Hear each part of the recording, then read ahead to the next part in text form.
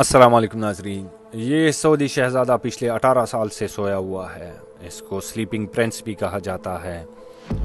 ایک حادثے کے نتیجے میں کومے میں گیا تھا۔ ڈاکٹر کے مطابق اس کی دماغی موت کی تصدیق کے باوجود اس کے والدین اس کو مشینوں کے سہارے زندہ رکھے ہوئے ہیں۔ یہ 18 سال سے وینٹیلیٹر پر ہے۔ ان 18 سال میں اس نے صرف 2 مرتبہ حرکت کی۔ پہلی بار اس نے اپنا سر تھوڑا سا ہلایا اور دوسری بار اس نے اپنے دائیں ہاتھ کی انگلی کو حرکت دی تھی۔ اس کا نام ولید بن طلال بن خالد ہے۔ یہ سعودی شاہی خاندان کا رکن ہے۔ اس کا والد بن خالد سعودی عرب کے بادشاہ کے کزن ہے۔ یہ سعودی عرب کے سب سے امیر الولید بن طلال کے بھائی ہیں۔ 2017 میں سعودی عرب کے ولی عہد نے بہت سے شہزادوں کو گرفتار کیا تھا، جس میں الولید بن طلال بھی شامل تھے۔ ان پر کرپشن کے الزامات لگا کر ان کو 5 اسٹار ہوٹل میں نظر بند کر دیا گیا تھا۔ حکومت کے اس فیصلے پر شہزادہ خالد نے بڑی تنقید کی، جس پر ان کو بھی گرفتار کر لیا گیا تھا۔ شہزادہ خالد کے صاحبزادے ولید بن طلال بن خالد گزشتہ 18 برس سے لائف سپورٹ پر ہیں۔ یہ شہزادہ آخر وینٹیلیٹر پر کیوں ہے؟ 2005 میں اس کا لندن میں ایک خوفناک کار ایکسیڈنٹ ہوا اور یہ اس میں بہت بری طریقے سے زخمی ہوئے تھے۔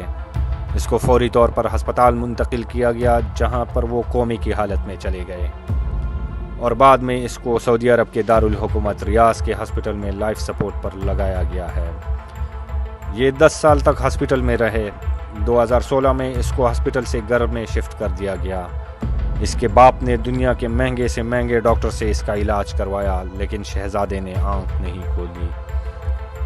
ابھی شہزادہ اپنی جوانی میں گیا تھا کہ اس کو یہ واقعہ پیش آیا۔ اس کے والدین پر کیا گزر رہی ہوگی کہ پچھلے 18 سال سے اس کا بچہ وینٹیلیٹر پر ہے، نہ ہل سکتا ہے، نہ کہہ سکتا ہے، نہ بول سکتا ہے۔ ایسے والدین کے لیے یہ کتنا بڑا غم ہوگا، اور وہ بھی ایسے خاندان کے لیے جو سعودی عرب کے سب سے امیر ہیں۔ باپ کے پاس بے تحاشا پیسہ ہے اور اس نے اپنے بچے کی زندگی بچانے کے لیے پانی کی طرح پیسہ بہایا، لیکن سب بے سود رہا۔ صرف 2 مرتبہ ایسا ہوا ہے کہ اس نے حرکت کی۔ ایک مرتبہ 2015 میں جب شہزادے نے اپنی گردن ہلائی تو اس کے ڈاکٹر اور والدین بہت خوش تھے۔ یہ ان کے لیے عید کی خوشی کی طرح کا دن تھا، لیکن جلد ہی وہ مایوس ہو گئے۔ دوسری بار 2020 میں اس نے اپنے دائیں ہاتھ کی انگلی کو حرکت دی تھی۔ ان 2 واقعات کے علاوہ شہزادے میں زندگی کے کوئی آثار نظر نہیں آئے اور وہ مسلسل لائف سپورٹ پر ہے۔ سوشل میڈیا پر شہزادہ کافی وائرل ہو چکا ہے اور لوگ کو اس سے بہت ہمدردی ہے۔ پوری دنیا میں سلیپنگ پرنس کے نام سے بھی جانا جاتا ہے۔ لوگوں کو امید ہے کہ ایک دن ضرور یہ شہزادہ جاگے گا۔